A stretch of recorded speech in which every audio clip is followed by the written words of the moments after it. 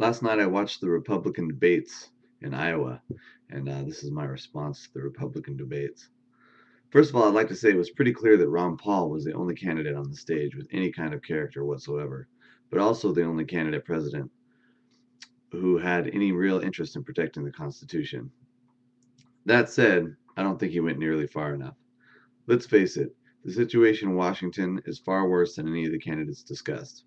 The government just voted almost unanimously to pass the National Defense Authorization Act, which completely invalidates any kind of due process and makes American citizens detainable as enemy combatants.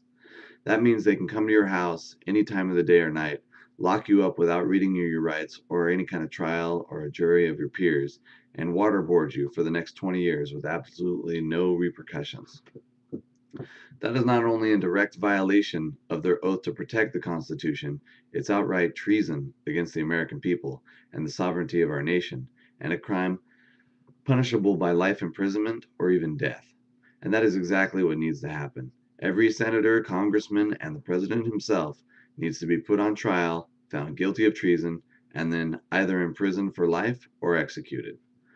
Nobody seemed to bring that up at the debate last night, but then only Ron Paul was willing to talk about the fact that the giant worldwide financial crisis we are in is a direct result of the actions of the Federal Reserve, which, according to the Constitution, should not even exist. Every candidate last night was anti taxes, but nobody on stage was talking about repealing the income tax altogether. And yet, the income tax is also unconstitutional, and also a big part of the reason we are in so much financial and political trouble. There was no income tax at all in this country until 1913. Not surprisingly, the same year the Federal Reserve was implemented, beginning the decline of our constitutional democracy into a fascist corporate oligarchy. We need to stop paying taxes altogether. Right now, our tax money funds the biggest, most corrupt, and disgusting system of human misery on the planet. And as I said earlier, we need to put every one of them on trial for treason and either imprison them for life or execute them, not send them more money through the completely anti American and anti Constitution 16th Amendment, which needs to be repealed immediately. All the candidates last night, except Ron Paul, who was given an unfairly short amount of speaking time, by the way, were pro Israel. The same Israel that bombed the shit out of the USS Liberty, that continues to bomb women and children with weapons illegal under the Geneva Convention, and also was complicit in the attacks on 9/11.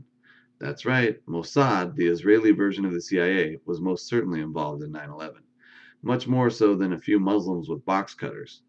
Mossad has wiretaps on every phone in this country and actually runs most of our telecommunications infrastructure through giant digital corporate phone centers, both here and in Israel.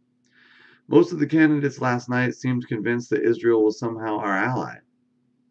Until we regain our sovereignty altogether and kick out the Mossad agents running our government, they are definitely not our allies. But that's the problem with these corporate mass media events. They're not really a political debate where the electorate can better be informed about their options in the upcoming election. They are an entertainment spectacle designed to distract and disinform and keep the illusion of democracy firmly in place, when in fact, there is tons of evidence that at this point the votes in this country are not even counted. If you want to know what I'm talking about, look up Diebold. Don't worry though, people who read and study and think for themselves will all be detained and tortured soon under the National Defense Authorization Act, and then you won't have to hear any of these unpleasantries anymore. You can just smile and nod and sing the national anthem while the candidate running on hope and change continues to eviscerate the Constitution and take away all of your civil liberties. Really, Barack Obama? That's the change you thought people wanted? To get rid of our constitutional rights and give more power to the giant banks on Wall Street? Barack, you have committed treason, and you need to be arrested, brought before a jury of your peers, and then either imprisoned for life or executed for violating not only your oath of office, but committing treason against the American people. So does every senator, congressman, and anybody else who signed off on the National Defense Authorization Act. They are all criminals, and they should be arrested and tried as such.